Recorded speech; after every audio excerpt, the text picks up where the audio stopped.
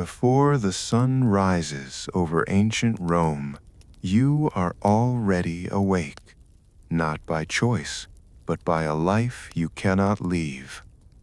Welcome to Sleeptale Histories, a quiet place where the past unfolds slowly and each story is told to help you rest. Tonight, we step softly into ancient Rome, not through the eyes of emperors or warriors, but through someone almost never seen, a life lived in the background, quiet, hidden, and often forgotten. As this story gently moves forward, you may begin to notice the rhythm of a different kind of life, one shaped by routine, silence, and unspoken thoughts. There is no rush here, only a slow journey through moments that once existed and now echo faintly through time. If you find comfort in these calm stories, you can softly support the channel by subscribing, leaving a like, or sharing your thoughts in the comments below. And if you'd like to continue drifting through history, there are more quiet stories waiting for you here. Thank you for being here and for letting this story accompany your rest tonight. Close your eyes for a moment. Imagine a city that never truly sleeps. A city of stone and dust and slow burning torches. A city where millions of lives move quietly in the background, unseen, unheard, and almost forgotten by history. This is Rome, not the Rome of emperors and golden thrones, not the Rome of great battles and marble statues.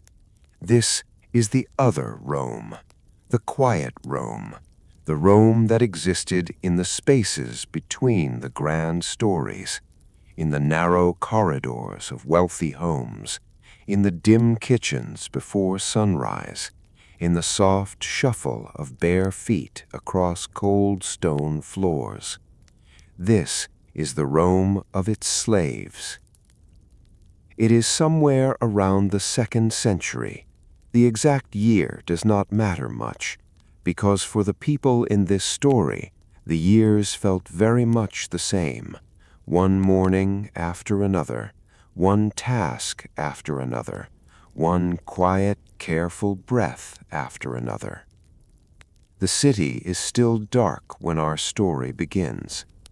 In a large, well-kept home on the Palatine Hill, one of Rome's 7 hills, where many wealthy families lived, a young man opens his eyes. His name is Milo. He is perhaps 22 years old, maybe a little younger. It is hard to know exactly. He was never given a record of his birth. No one had written it down. That was not something people did for boys like him. Milo lies still for just one moment. He does this every morning, just one small, quiet moment before the day begins. The room he sleeps in is small, very small. The walls are plain. There is no window.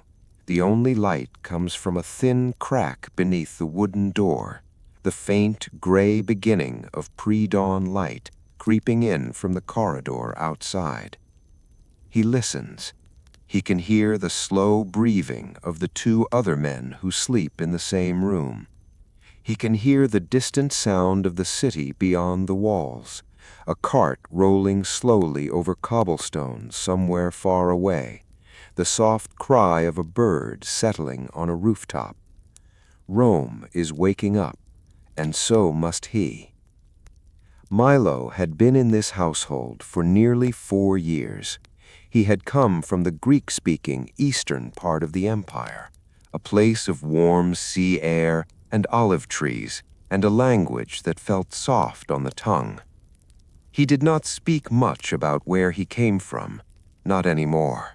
That part of his life existed somewhere deep inside him, quiet and still, like water at the bottom of a well. He had learned Latin quickly. He was good with words. His master, a man named Lucius Varius, a moderately wealthy merchant, had noticed this early on, and so Milo had been given a particular role in the household. He kept records, he read letters, he occasionally wrote them. It was not the worst life a slave in Rome could have.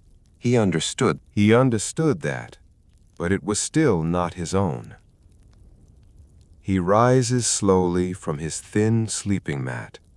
The stone floor is cool beneath his feet, that familiar grounding coolness that greets him every single morning.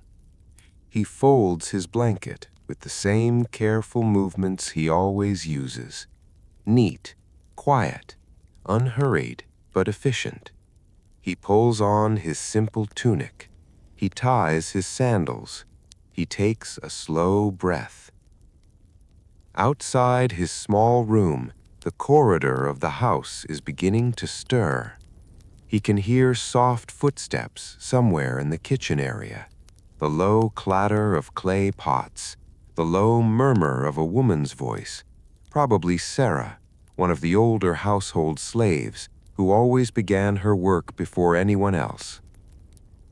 Milo steps out into the corridor. The air smells of old wood and the faint lingering scent of last night's oil lamps.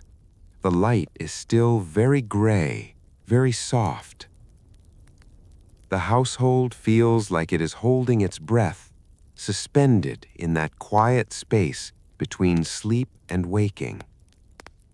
He walks slowly toward the small inner garden at the center of the home.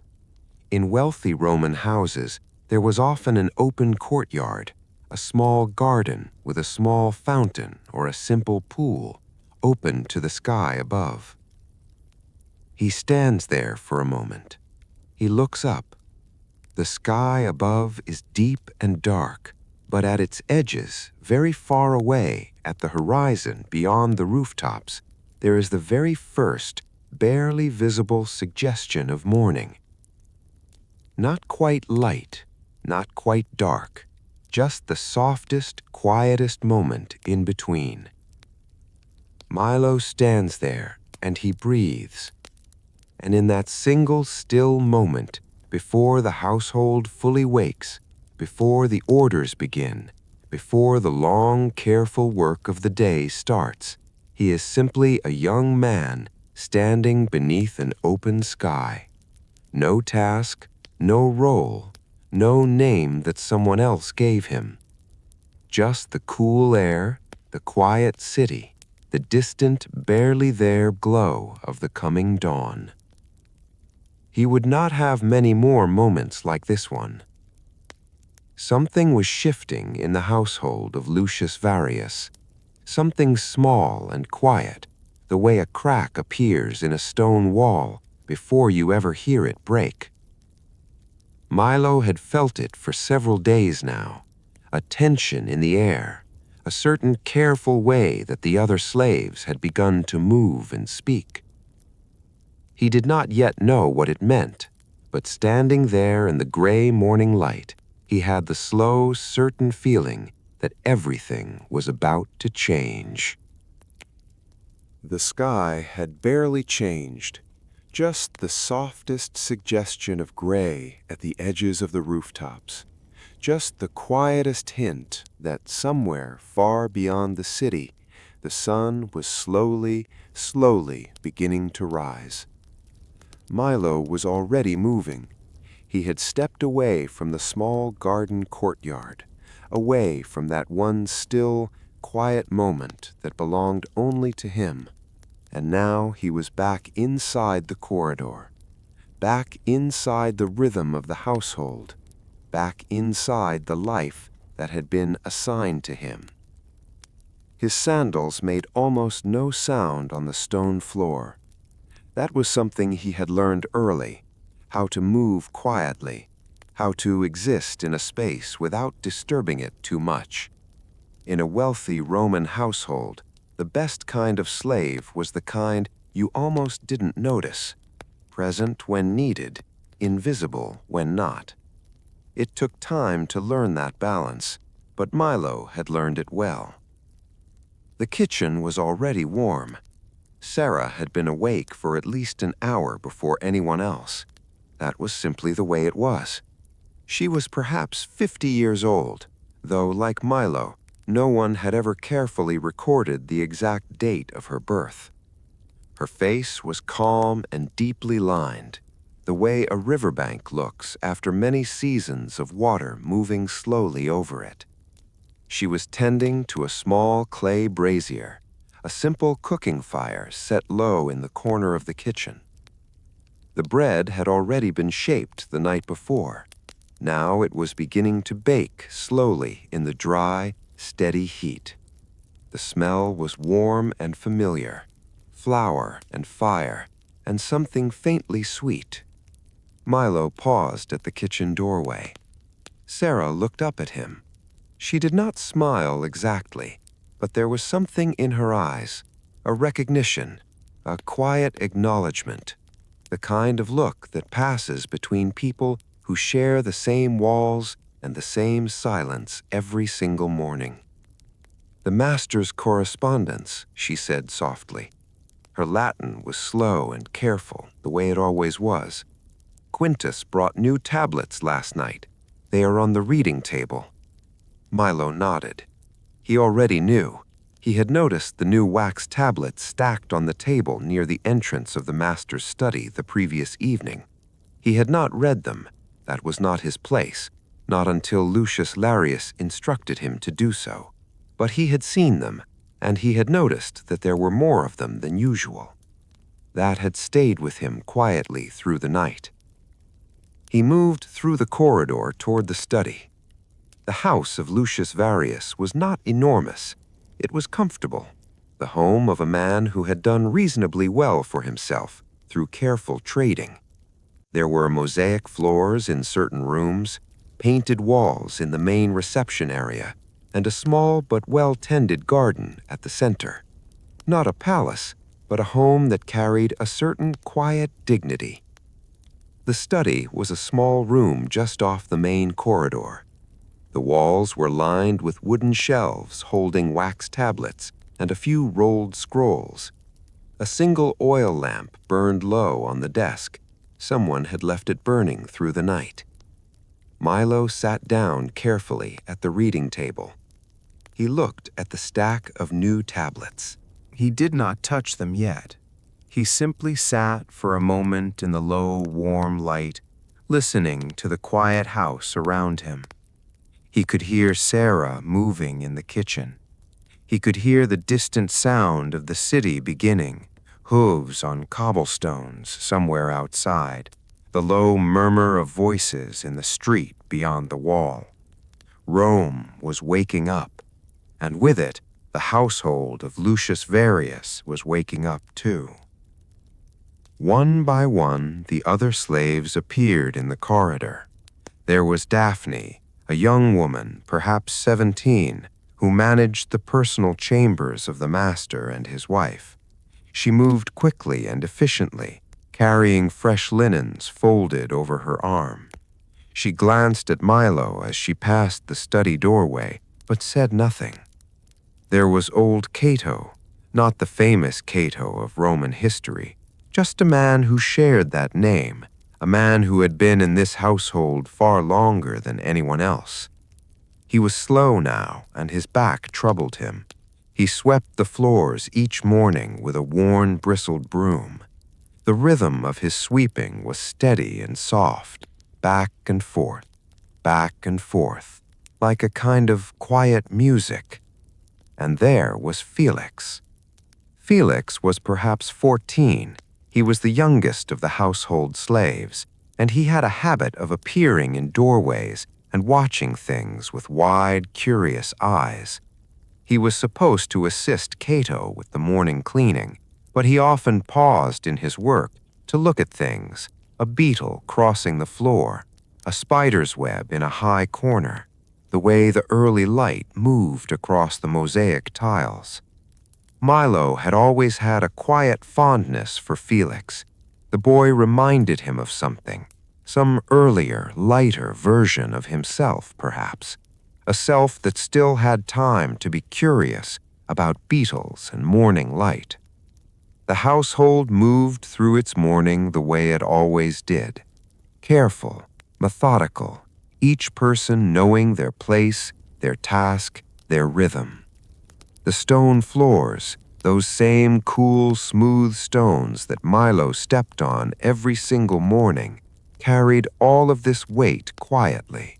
The soft footsteps, the low voices, the gentle clink of dishes, and the slow sweep of brooms. It was, in many ways, a peaceful kind of morning. And yet, Milo kept thinking about those tablets on the desk in front of him, the new ones, the ones he had not yet opened. He reached out slowly and picked up the first one. He read it quietly, his eyes moving slowly across the pressed letters in the wax. And then he stopped. He read one particular line again, and then once more. His hands were very still. His breathing remained calm and even. He was good at keeping his face and body composed. Years of careful, quiet living had taught him that. But something had shifted inside him, something small and significant, the way a key turns slowly in a lock. He set the tablet down gently. He looked at the low, steady flame of the oil lamp. The words he had just read were still moving through his mind, quiet and persistent, not urgent, not dramatic, but deeply, quietly important. He would need to think about this carefully, and he would need to decide very soon what, if anything, he was going to do about it. The oil lamp on the desk was still burning. Its flame moved very slightly, just the softest, smallest flicker, as if it too were breathing, slow and steady, in and out.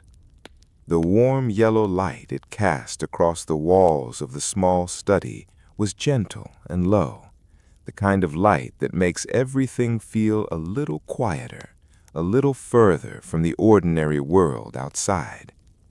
Milo had not moved from the reading table. The wax tablet was still in front of him. He had read those particular words 3 times now, slowly, carefully, the way he read everything, not rushing, not skipping, just taking each word in, one after another, letting them settle. He had not yet decided what to do. So for now, he simply sat, and the house moved around him, quiet and rhythmic, the way it always did in those early morning hours before the master of the household had woken. This was something that most people on the outside, the people of Rome who walked freely through the streets and markets and open spaces of the city, never truly understood about a household like this one. There was a whole life that happened before the master woke up, a full, quiet, carefully organized life. The slaves of a Roman home did not simply wait to be needed.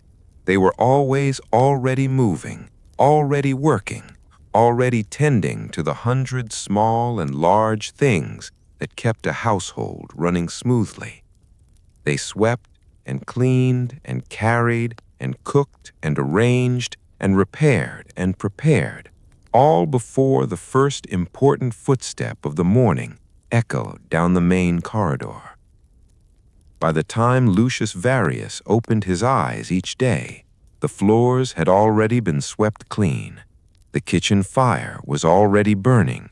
Fresh water had already been brought from the street fountain outside. The courtyard garden had already been lightly tended. Letters and tablets had already been sorted and organized on his reading table. It all happened quietly, almost invisibly. That was the design of it. That was the expectation. And the people who made it happen, Milo, Sarah, Daphne, old Cato, young Felix, and the few others who moved through these corridors each day were simply part of the background, part of the house itself in a way, like the walls and the floors and the low burning lamps, present, necessary, and almost never truly seen. Milo finally rose from the reading table. He arranged the tablets carefully, placing the one he had been reading back into its proper position in the stack, making sure everything looked as it had before, neat, undisturbed. His hands were steady and practiced. He walked slowly back out into the corridor. Old Cato was still sweeping at the far end of the hallway. That gentle, rhythmic back-and-forth sound, soft bristles against smooth stone, had been going on for some time now. It was one of the most familiar sounds in the household. In a strange way, it was almost comforting, like a steady heartbeat, like the turning of water in a slow, quiet stream. Milo paused for a moment and watched him. Cato did not look up. He rarely did. He simply kept sweeping, moving slowly along the length of the corridor. His gray hair caught the soft morning light from the courtyard garden beyond. Milo thought about asking him something, a small question, something careful and indirect, the way you had to be in a household like this one, where walls and corridors carried sound in unexpected ways, and where certain conversations were better had in low voices or not at all. But he decided to wait. Not yet. He made his way toward the kitchen instead. Sarah was still there. She was always there in the mornings, it seemed, a quiet, steady presence over the fire, over the bread and the clay pots and the slow, careful work of feeding a household. She looked up as Milo entered. "You've been in the study a long time," she said softly, not accusing, just noting. "There was a great deal to read through," Milo replied. Sarah looked at him for a moment. Her eyes were calm and dark and very still. The eyes of someone who had spent many years learning to read the small, careful things that people did not say out loud. She nodded slowly and turned back to the fire. Milo sat down on the low wooden bench near the kitchen doorway. He accepted the small piece of bread she offered him without a word. He ate it slowly. It was warm and plain and very good. For a few minutes, neither of them spoke. The fire crackled softly. The bread smell filled the small kitchen. Outside in the corridor, Cato's broom kept its gentle, patient rhythm. And then Sarah said, very quietly, almost to herself, almost to the fire, "He has been speaking with someone." Milo did not look up from his bread. "Who has?" he asked, his voice just as quiet. "The master," she said. "Someone has been coming in the evening, after the household settles, through the back entrance." Milo was still. He thought about the tablets again, about the particular words on that one tablet he had read 3 times over in the low lamplit of the study. He thought about the tension he had been feeling in the household for the past several days, that quiet, unnamed thing in the air, that feeling like the very slow tightening of a thread. "How many evenings?" he asked. Sarah was quiet for a moment. 3, she said. "Perhaps 4. Felix appeared in the kitchen doorway then, as he often did, in unexpected moments with his wide and curious eyes. He looked at Milo. He looked at Sarah. He seemed to sense, in the way that children and young people sometimes do, that something quiet and significant was happening in the room. He did not ask about it. He simply stood there for a moment, holding his small broom, looking at them both with that careful, open expression. And then he turned and disappeared back into the corridor. The soft sound of his footsteps faded slowly, and the kitchen was quiet again. Milo finished his bread. He brushed the crumbs from his tunic with slow, careful fingers. He stood up. Whatever was happening in this household, whatever the tablets held, whatever the evening visits meant, it was not yet fully clear. The picture was still forming, the way a reflection forms slowly in still water. Not yet sharp, not yet complete, but it was forming. And Milo, who had spent years learning to see the things that most people in this house did not notice, could feel it becoming clearer with every quiet passing hour. He stepped back out into the corridor. The morning was fully here now. The gray light had become something warmer, something softer and golden. The household was almost entirely awake. And somewhere deeper in the house, Milo heard the slow, deliberate sound of the master's chamber door opening. The day had truly begun. The sound of the master's chamber door had barely faded down the corridor, and already the household had shifted. It was subtle, the kind of shift that you would not notice unless you had spent years learning to pay attention to very small things. A slight quickening in the footsteps, a certain careful straightness in how people held themselves.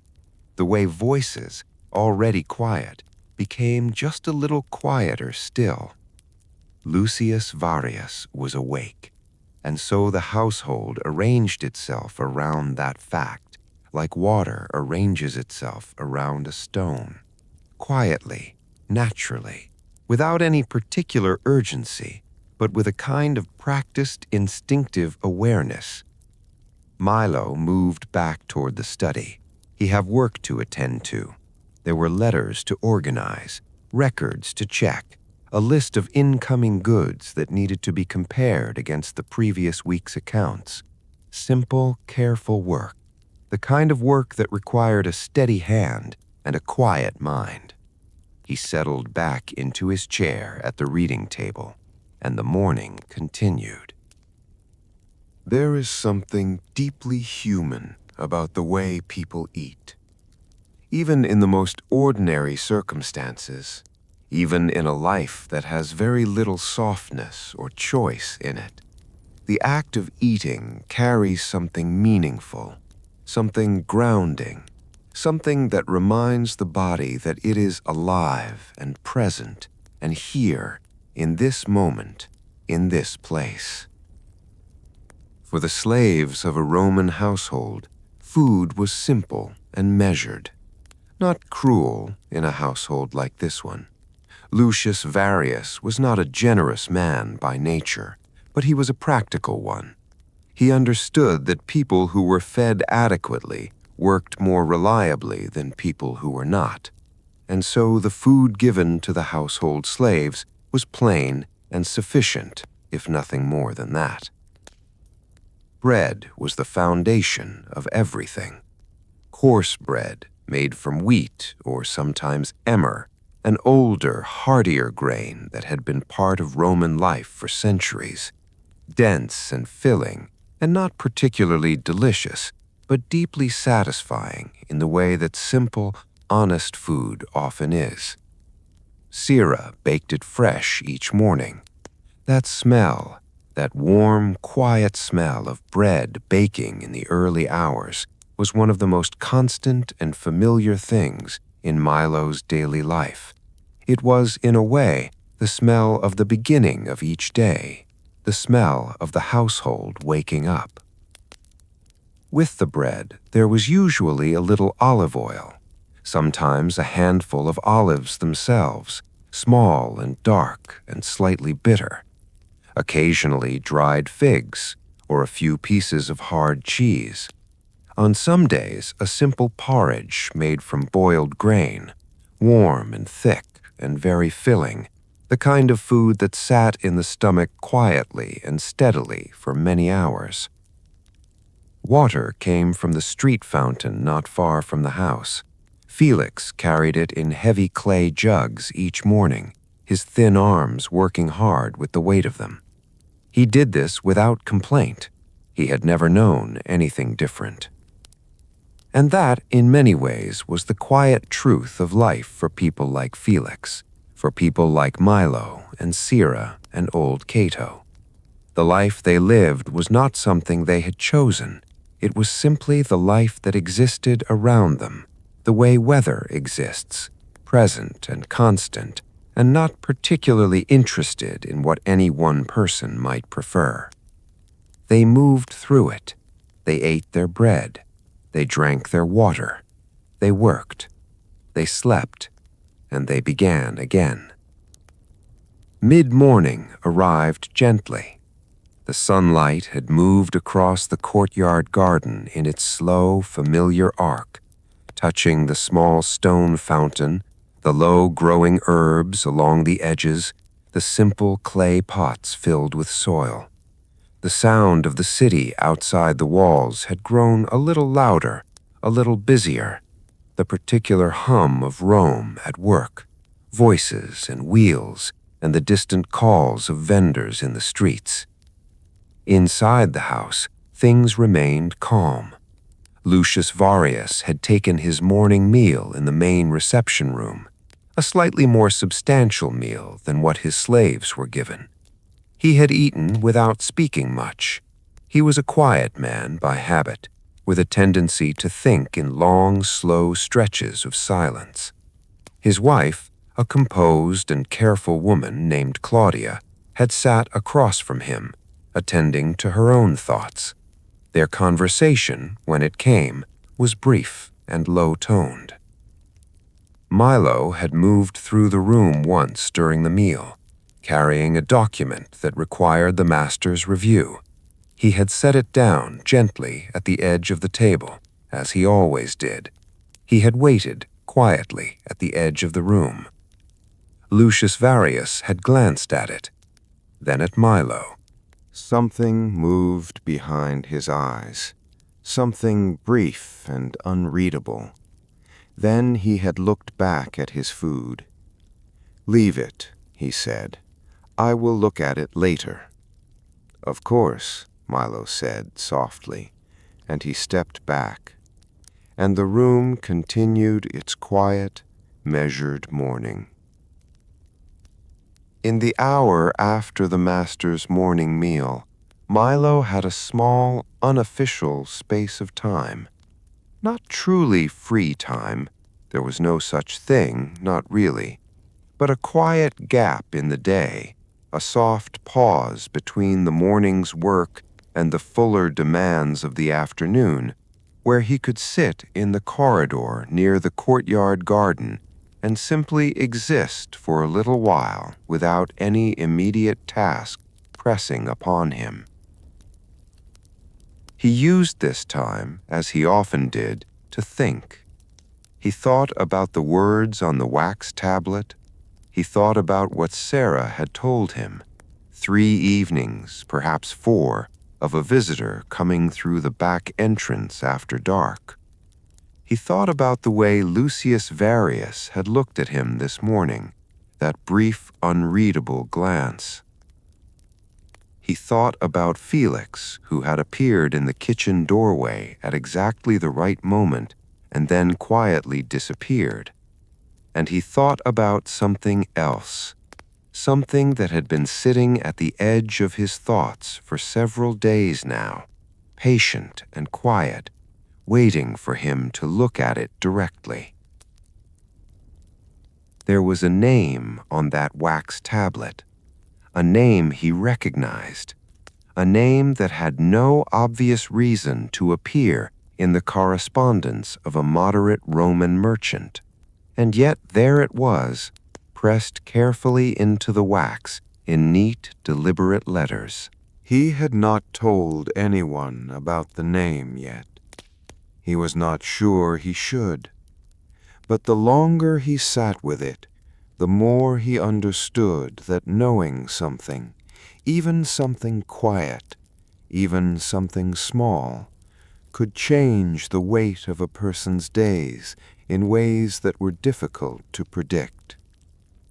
He sat in the soft mid-morning light, and he breathed. The afternoon came slowly. It always did in a house like this one. The morning had its own particular energy, that quiet, purposeful movement of a household waking and organizing itself, finding its rhythm, settling into the shape of the day. But the afternoon was different, softer somehow, heavier, the kind of time that pressed down gently on the eyelids and made even the most practiced, disciplined mind want to slow down and simply rest. The sunlight in the courtyard garden had shifted. It was no longer that pale, cool morning light. Now it was warmer, fuller. It lay across the stone tiles in long, quiet pools, touching the edges of the herb pots and the rim of the small fountain with a kind of lazy, golden patience. Milo had returned to his work. He sat at the reading table in the study, moving through the afternoon's correspondence with the same careful, unhurried attention he brought to everything. His hand moved slowly across a fresh wax tablet, pressing letters into the soft surface, neat rows, consistent depth. There was a particular satisfaction in this kind of work, not exciting, not dramatic, but deeply steady, like the slow turning of a wheel that has found its proper groove. He did not rush. He never rushed. Obedience in a Roman household was not simply a rule. It was a texture, a quality that existed in every small movement, every gesture, every carefully chosen word. It was in the way a slave entered a room, not too quickly, not too slowly, the way they responded to a question, direct but not presumptuous, informative but never overreaching, the way they stood when the master was speaking, still, composed, present without being intrusive. It was an art, in its own quiet way, and like most arts, it had taken years to learn properly. Milo had been clumsy with it at first. Customs and the particular preferences of Lucius Verrius, that had taken time, careful observation, patient adjustment. He remembered his first months here with a kind of distant, almost dreamlike quality. Everything had felt slightly too large, slightly too unfamiliar, the Latin coming slowly at first, then more smoothly. The layout of the house gradually becoming known to him, which corridor led where, which door was always kept slightly ajar, which rooms were entered freely, and which required a pause and a quiet knock. He had learned all of it, and now, 4 years later, the house fit around him like a worn and familiar garment. Not comfortable exactly, but known. And there was a quiet kind of steadiness that came with simply knowing the shape of the life you were living. There was a man named Drusus. He was not a slave. He was a freedman, a man who had once been enslaved, but had been granted his freedom some years ago by a previous master. He now worked for Lucius Verrius in a paid capacity, managing certain practical matters related to the merchant's trading business. He came to the house several times a week, usually in the afternoon, usually staying for an hour or two before departing again. Drusus was a watchful man. Not unkind exactly, but watchful. He had a habit of moving through the corridors of the house in a way that felt like observation. his eyes moving slowly, steadily, taking note of things, who was where, what was being done, how quickly, how carefully. He rarely said much, but the quality of his attention was something that every person in the household was aware of. He arrived that afternoon as the sun was beginning its slow descent toward the western rooftops. Milo heard his footsteps in the corridor, a particular, deliberate rhythm that he had long since learned to recognize. He kept his eyes on his work. His hand continued its steady movement across the wax tablet. His breathing remained slow and even. Drusus appeared in the doorway of the study. He stood there for a moment without speaking. "I will have them ready," Milo replied, without looking up. A pause. "You were in the study early this morning," Drusus said, still flat, still unhurried, but something in the words that was not quite casual. Milo looked up then, calmly, meeting the other man's gaze without any particular expression. "There was correspondence to organize," he said simply. "I begin early." Drusus looked at him for another moment. Then he nodded, a single, slow movement, and walked back down the corridor, his footsteps fading in that same deliberate rhythm. Milo held very still for a moment. Then he returned to his work. This was the other weight of obedience, the part that no one spoke about openly. It was not simply the weight of doing what you were told. That part was, in its own way, manageable. A task given, a task completed, a rhythm maintained. There was even something peaceful in that, the relief of a day structured from the outside, of not having to decide what came next. No, the deeper weight was something else entirely. It was the weight of being watched, of knowing that your movements were noted, that the small details of your day, when you rose, where you went, how long you stayed, were observed by people whose observations carried consequences. Of understanding that in a household like this one, the line between being trusted and being suspected was thin and quiet, and that staying on the right side of it required constant, gentle, almost unconscious vigilance. Milo had lived with this weight for so long that it had become simply part of how he moved through the world. He no longer thought about it consciously, the way you stop consciously thinking about the weight of your own clothing after you have. And yet, Milo thought again about the name on the tablet, the name that had no clear reason to be there. He thought about the evening visitor coming through the back entrance 3 nights running. He thought about the way Lucius Varius looked at him over his morning meal, that brief, unreadable glance. And he thought about Drusus, standing in the doorway of the study just now, watching. The afternoon light shifted again. The golden pools on the courtyard stone grew longer, softer, edging slowly toward the particular quiet warmth of late afternoon. Old Cato passed by the study doorway, moving slowly with a cloth in one hand, wiping down the corridor walls in his patient, methodical way.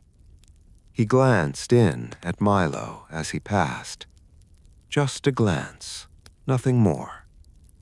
But Milo found himself wondering quietly, and without any urgency, how much the old man had seen in his many years in this house, how many small things he had noticed and simply folded away into the silence he carried around him like a second garment. Cato moved on down the corridor. and the house settled into its afternoon quiet. And somewhere outside, beyond the walls, beyond the narrow street, somewhere in the great and indifferent city of Rome, the day continued turning. There's a particular quality to afternoon light in a Roman house. It does not arrive all at once. It does not announce itself. It simply appears, gradually, gently, sliding in through the open spaces of the courtyard, moving across the stone floors in long, slow shapes that shift almost imperceptibly as the hours pass. By mid-afternoon, those shapes have stretched and softened into something very warm and very still, the kind of light that makes everything it touches feel slightly distant, slightly dreamlike, the kind of light that makes time feel like it is barely moving at all. Milo had finished the morning accounts. He had set them aside neatly, organized, reviewed, ready for Drusus to collect before the evening meal.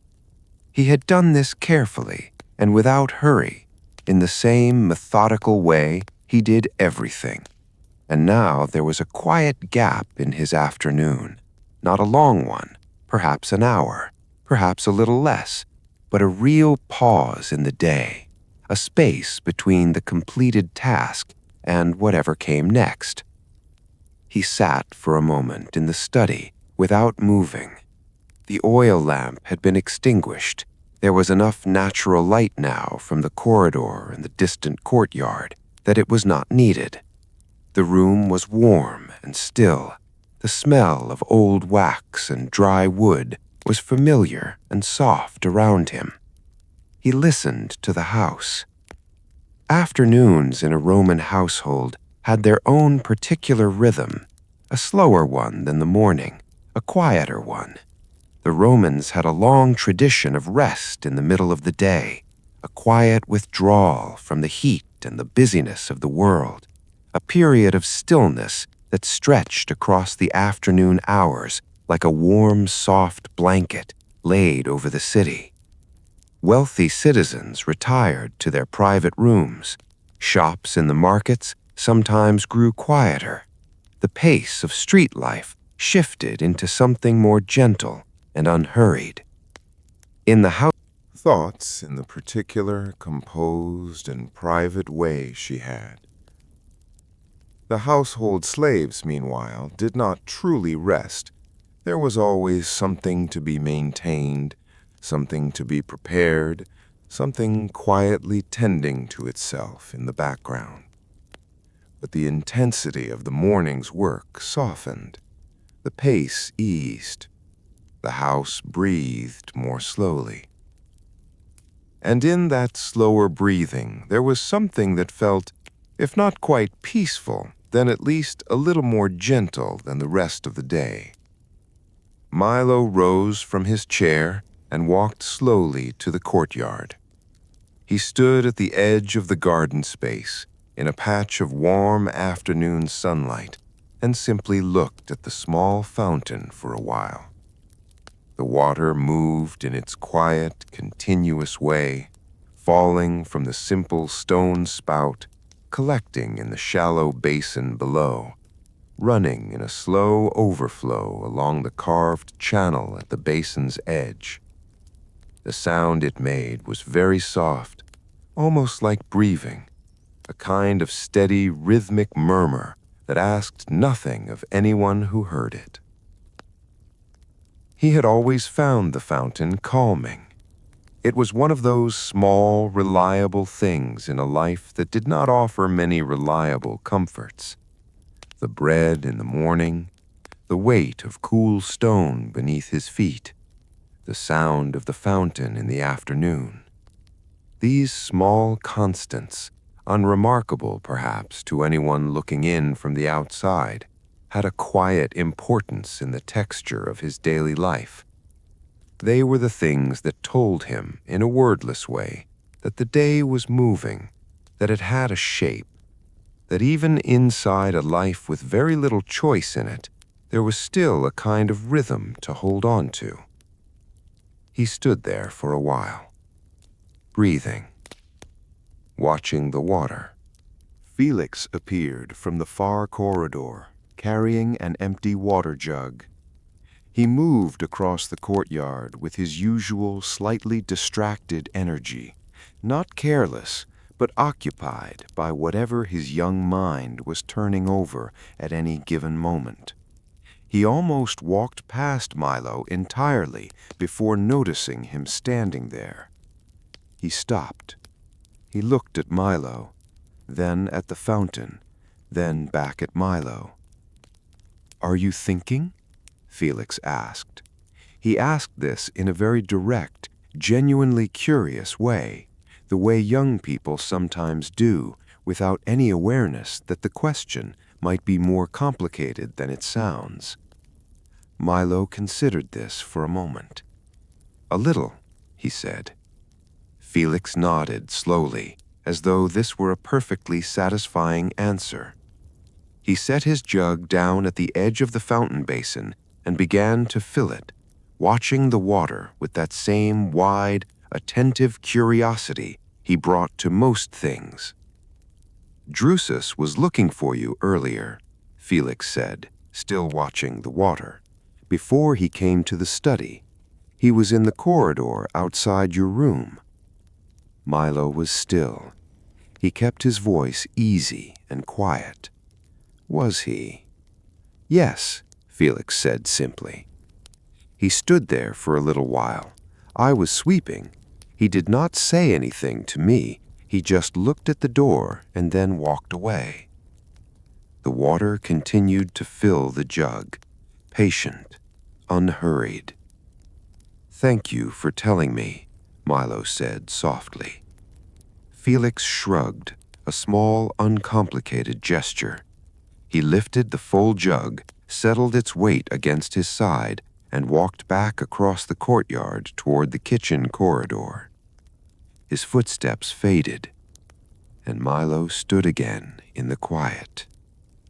He thought about what Felix had said, not urgently, not with any particular alarm rising in his chest, just quietly, the way he thought about most things, slowly and carefully, turning the information over. It was possible that it meant nothing. Drusus was a watchful man by nature. He watched many things, many people, in many corridors. That was simply his character. And Milo's room was not far from the study. It would not be unusual to pass by. It was possible. And yet the quiet accumulation of small things, the tablets, the name, the evening visitor, the morning glance from Lucius Varius, and now this, had a particular weight to it. Not the weight of crisis or urgency, nothing so dramatic as that. Just the weight of things that were beginning to add up, like water collecting slowly in a basin, drop by drop, each one small and quiet and barely noticeable on its own, but gathering nonetheless, rising slowly and steadily toward something. The afternoon light continued its patient movement across the courtyard stone. A bird landed briefly on the edge of the fountain basin, a small, ordinary bird, brown and quick, dipped its beak once into the water, then lifted away into the warm air above the rooftops, and was gone. From somewhere inside the house, Milo could hear the faint sound of Claudia's voice in her sitting room, low and even, speaking to Daphne about something domestic and unremarkable. A curtain, a particular piece of cloth she wanted to have repaired. From the kitchen, the faint smell of the evening meal beginning to be prepared. From the street beyond the wall, the steady hum of the city, always present, always moving, indifferent and enormous and alive. And Milo stood in the warm afternoon light, and breathed, and waited, And somewhere in the back, The evening was coming. Not yet, but the suggestion of it was there. In the way the light had shifted from warm gold to something softer and more muted. In the way the air had grown just slightly cooler against the skin. In the way the city outside the walls had begun its own slow, gentle transition from the sounds of the working day toward the quieter, more private sounds of evening. Milo had returned to his small room. He had a little time before the evening tasks would begin, before the household gathered itself around the ritual of the master's dinner, before the lamps were lit one by one throughout the corridors, before the long, quiet process of closing the house down for the night began. Just a little time. He sat on the edge of his sleeping mat. The room was dim and still. The thin crack of fading light beneath the door cast a very soft line across the stone floor, pale and quiet, barely there. He folded his hands in his lap, and he let his mind go somewhere it rarely went during the working hours of the day. He let it go back. Memory, for a person in Milo's position, was a delicate thing.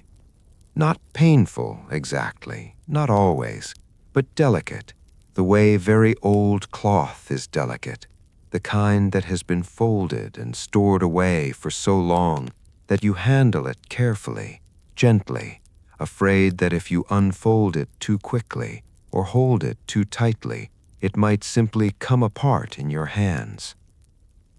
He remembered a garden, not this courtyard with its neat fountain and its carefully tended herbs, a different garden, a wilder one, more careless, the garden behind the house where he had grown up, somewhere in the eastern edge of the empire, in a place where the air smelled of warm salt and dry earth and the particular sweetness of. He remembered what it had felt like to walk through a street without accounting for anyone else's needs or preferences, to simply walk, to go where the day seemed to want to take him.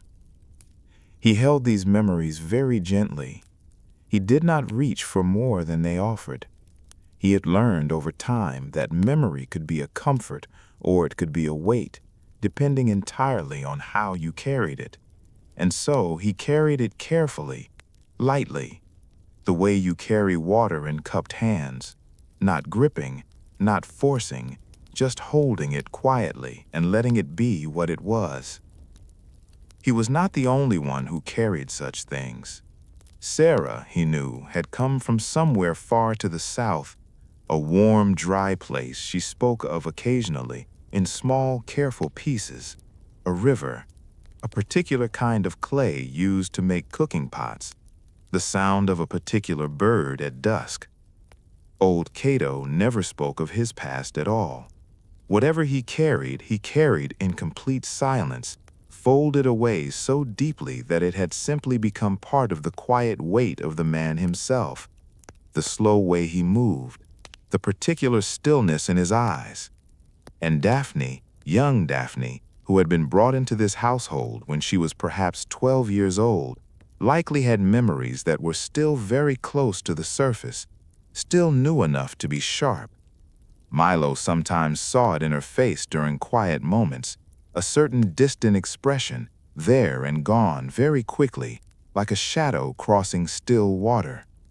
They all carried it, every one of them, in different ways, in different depths, but always there, always present, a quiet layer beneath the daily work and the measured meals and the careful obedience, a layer that was entirely their own, untouched, unclaimed by anyone else, the one thing that truly belonged only to each of them.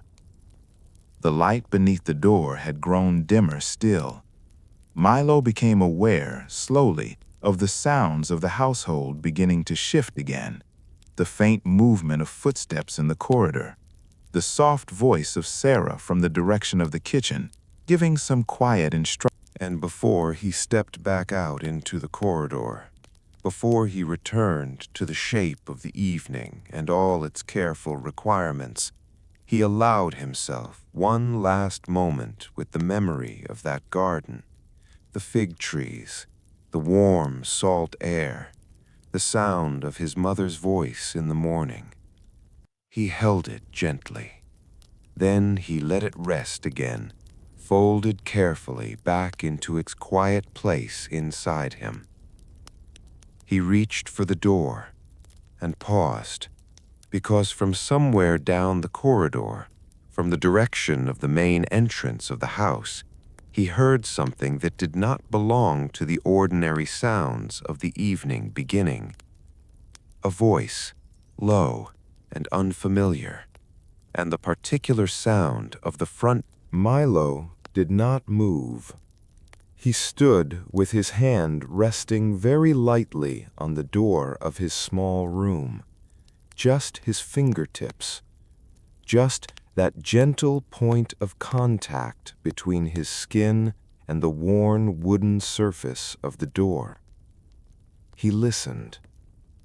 The voice from the front entrance had already gone quiet. The door had closed again, that soft, deliberate sound of wood settling back into its frame. And now there was only the ordinary evening noise of the house. Footsteps, the low murmur of Sarah in the kitchen, the distant, gentle sound of a lamp being trimmed somewhere in the main corridor. As if nothing unusual had happened at all. Milo breathed slowly. He opened his door and stepped out into the corridor. He had always been, at his core, a person who thought carefully before acting. This was not something he had learned in this household or in this city. It was something much older than that, something that had been part of him since childhood, since those early years in a place far from Rome, where he had learned in small and quiet ways that the most useful thing a person could carry was not strength or speed, but a patient and observant mind. He had always noticed things, not in a dramatic way, not in the way of someone searching for secrets or cataloging the world with any particular agenda, simply noticing, the way a stone notices water, quietly, without effort, without intention. The world moved past him, and he received its details gently, the way still water receives the reflection of everything above it. He noticed the way people's voices changed when they were uncertain. He noticed which lamps in the house were lit first each evening, and which rooms those lamps illuminated, and what that suggested about where the... He noticed, and he held what he noticed in that deep, quiet interior space that belonged entirely to him, the one place in his daily life that no one else could enter or observe or make any claim upon, his own mind. He walked slowly down the corridor toward the main reception area. The evening lamps were casting their familiar warm light along the walls now. The smell of the dinner being prepared had deepened and spread through the house, something with herbs, something slow-cooked and savory and deeply ordinary in the best possible way. He passed the study. He passed the small alcove near the entrance where household tools and outdoor sandals were kept. And then he paused, because there, on the low wooden shelf just inside the main entrance, among the ordinary things, the sandals and the spare lamp and the folded cloth, there was something that had not been there this morning. A small clay vessel, sealed, perhaps the size of a man's closed fist. Milo looked at it for a moment.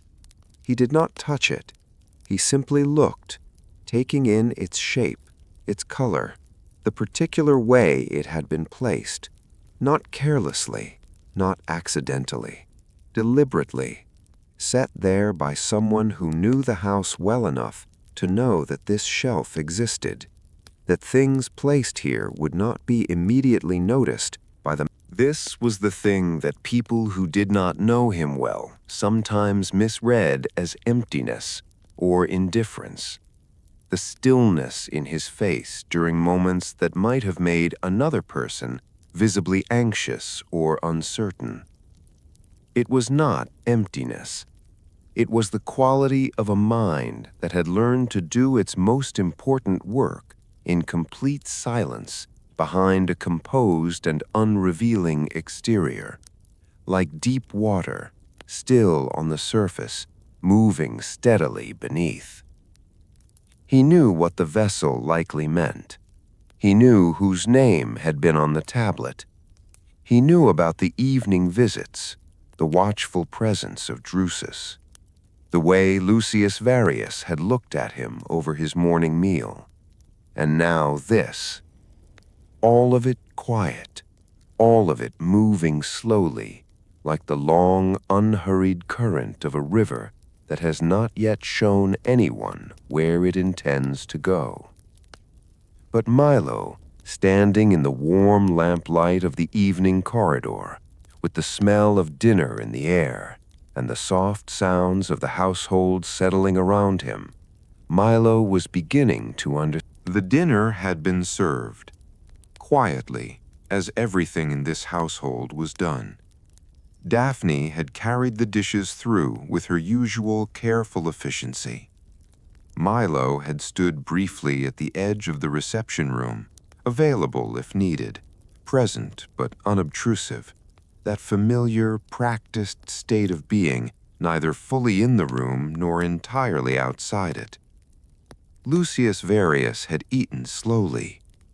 He was a man who chewed his thoughts as carefully as his food. Tonight he had been even quieter than usual. Claudia had spoken a little, something gentle and domestic, about a neighbor, about a length of fabric she had been considering, and he had responded in short, measured words, polite, attentive enough, but somewhere else, in the way that people are somewhere else when something is occupying the deeper parts of their mind. Milo had noticed. He always noticed. And then the dinner was finished, and the dishes were carried away, and the master and his wife had retired toward the private end of the house, and the reception room had grown still and dim, the lamp on the central table burning low and steady, casting its small, warm circle of light into the surrounding quiet. The evening tasks moved through their familiar rhythms. Sarah cleaned the kitchen with the same unhurried thoroughness she brought to everything, wiping down the surfaces, banking the fire carefully so it would hold its low heat through the night, setting the bread dough for tomorrow morning in its covered bowl near the warmth of the banked coals. Old Cato made his final slow pass through the main corridor with his cloth, wiping down the lamp holders, checking the bolts on the main entrance door, moving with the patient deliberateness of a man who. Felix had already been sent to bed. He was the youngest, and his day began earliest. By the time the dinner dishes were cleared, he was already in his corner of the small shared room, curled on his sleeping mat, breathing in the deep and uncomplicated way of the very young, as if sleep were simply the most natural thing in the world, as if it required no effort at all. Milo moved through his own final tasks with steady hands and a very quiet mind. He had made his decision. It had come to him not as a sudden thing, not as a sharp moment of resolve or urgency, but slowly, the way most of his important understandings came to him, gradually, quietly. quietly, the way the shape of a thing becomes clear as the light around it slowly improves. He knew what the small clay vessel meant. He knew whose name had appeared on that tablet. He understood now the shape of what had been moving through this household in the quiet evenings, the back entrance visits, the careful watchfulness of Drusus, the particular weight in the master's silences. He was not going to speak of it tonight. Tonight was not the right moment. The house was settling. The people in it were tired and moving toward their rest. Whatever needed to be done, and something did need to be done now, he was certain of that. It would need to be done carefully, at the right moment, in the right way. For now, there was only the evening, and the evening asked only that he finish his work and return to his room and rest. He extinguished the lamp in the study last of all. He stood for a moment in the sudden dimness, letting his eyes adjust. The room was not entirely dark. A faint, pale light came through the gap beneath the door from the corridor lamp outside, and beyond that, from somewhere far above the city, the very soft and distant suggestion of a night sky, neither fully dark nor lit, just the deep blue-gray of a Rome night, with its thousands of small fires and lamps and torches bleeding warmth upward in. The small room received him in its familiar way, cool and dim and plain. The thin crack of corridor light beneath the door, the quiet breathing of the others already sleeping. He lay down on his sleeping mat. He pulled his blanket over himself slowly, feeling the familiar weight of it settle. He looked up at the ceiling, that same ceiling he looked at every night, plain and close and entirely ordinary. He had spent many hours looking at that ceiling in the darkness, thinking, resting, letting the day drain slowly out of him, the way water drains from a vessel left tilted on its side. Tonight he did not think very much. He simply let himself be still. He listened to the breathing of the others in the room, to the very distant sound of the city outside, that permanent, low, oceanic murmur that Rome made even at night, even in its quietest hours, to the small settling sounds of the house around him, wood and stone adjusting themselves gently to the cooling night air. The day had been long.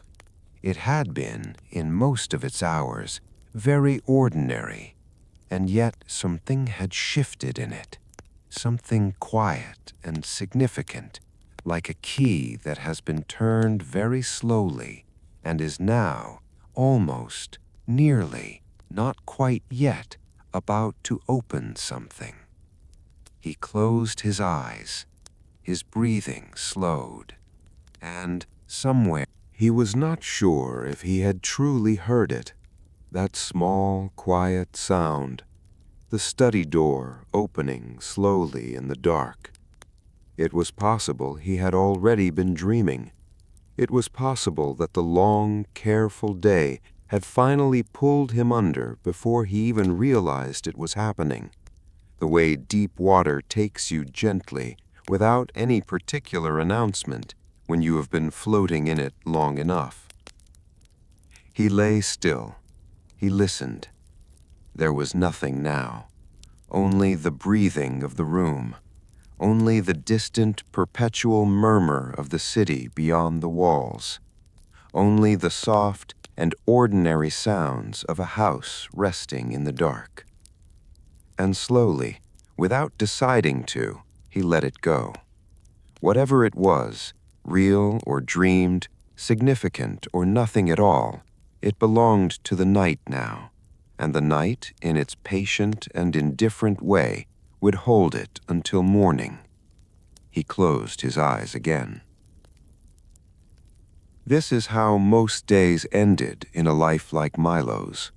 Not with resolution, not with answers, not with the clean and satisfying closure that the grander stories of Rome, the ones carved in marble, the ones recited in the forums, tended to offer their listeners.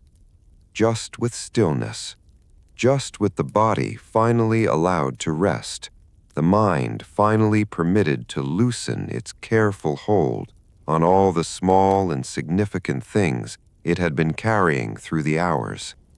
The particular practiced tension of existing carefully inside someone else's household, of moving quietly, speaking thoughtfully, noticing everything, and somewhere in the house, Sarah was already sleeping. Her breathing, in whatever room she occupied, was slow and deep and entirely at peace. The breathing of a woman who had made her own terms with the life she was living long ago in some private and unreachable part of herself, who had found somewhere inside the daily work and the measured meals and the careful movements a steadiness that belonged to no one but her. Old Cato slept the way he did everything, quietly, without excess. His dreams, if he had them, were his own entirely. Daphne slept with one arm folded beneath her head, her face smooth and young and very still in the darkness. And Felix, young Felix, with his wide and curious eyes now closed, his small broom leaning against the wall beside his mat, slept the way only the very young can sleep, completely, wholeheartedly, as if sleep were not an ending, but simply another form of living, warm and full and entirely without reservation.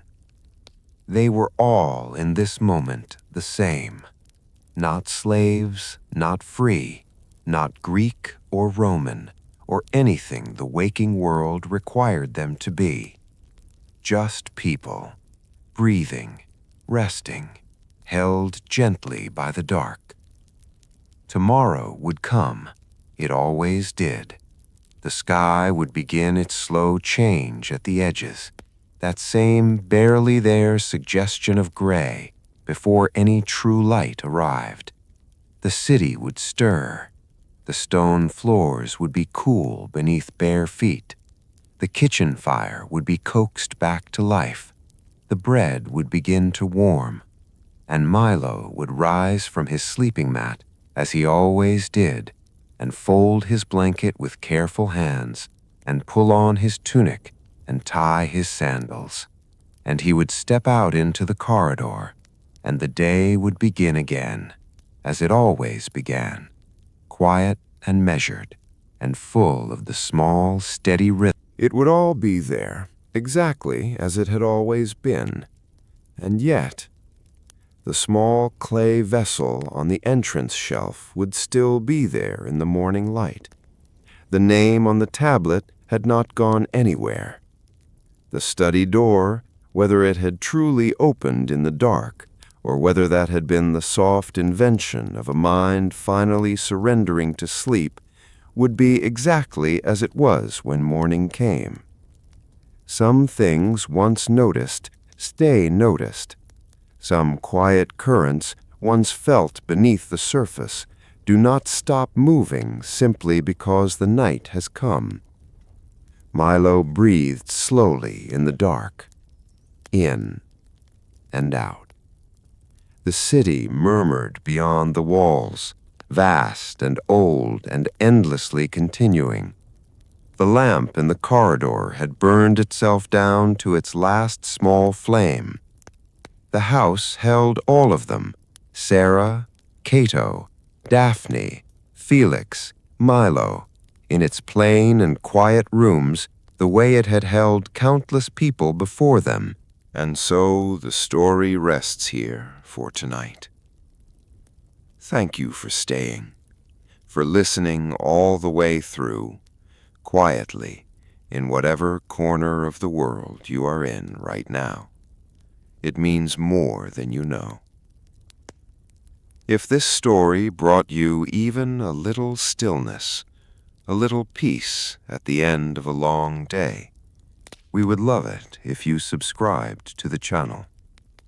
There are many more quiet stories waiting here.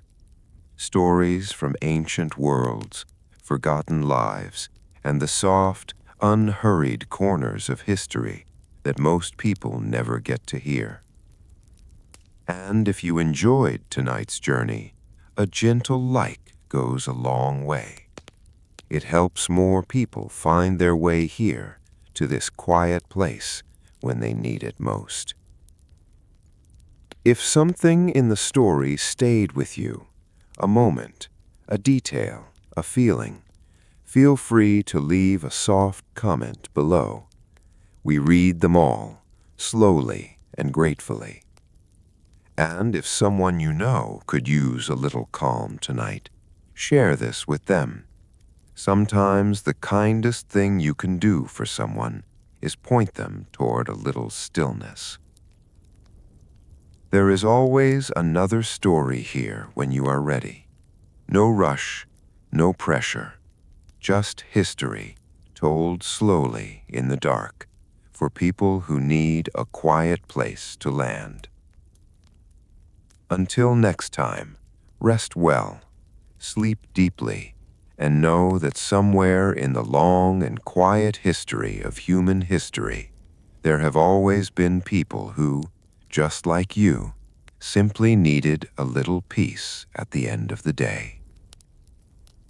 Good night.